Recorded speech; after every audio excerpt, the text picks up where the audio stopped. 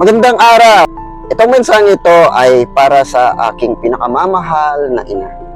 Ito ay impromptu kong gagawin, walang memorize, walang kodigo. Itong araw na ito ay ipinagdiriwang ang araw ng mga ina.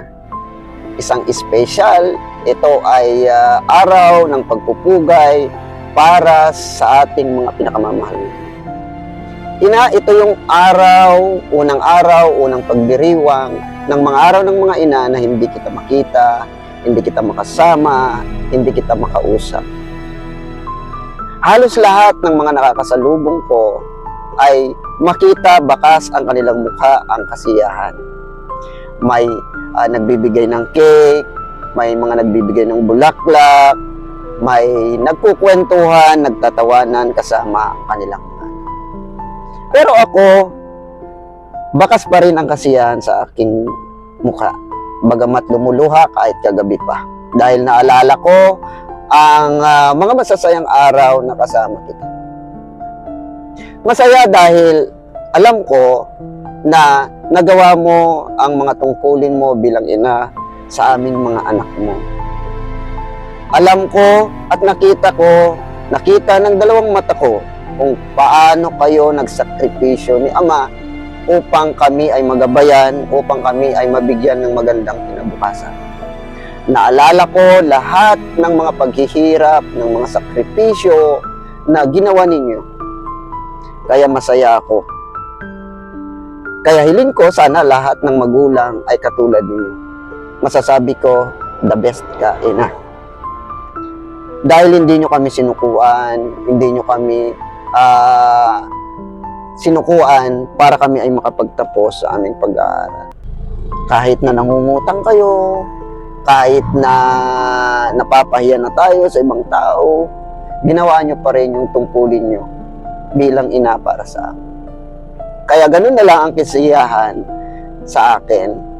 Kaya naman, ito rin ang gagawin naming hakbang sa pagpapalaki sa aming mga anak.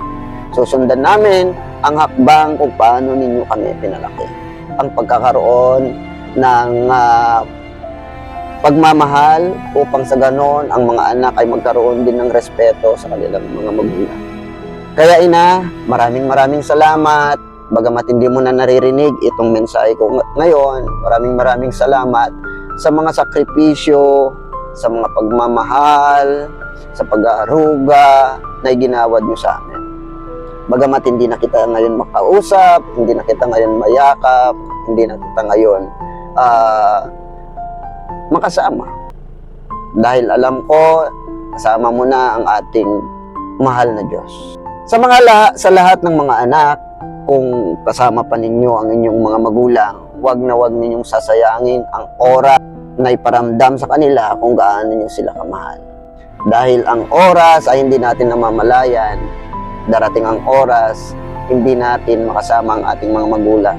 At yan yung mga bagay na pagsisisihan natin pagka dumating ang punto na hindi na natin kasama ang ating mga magulang.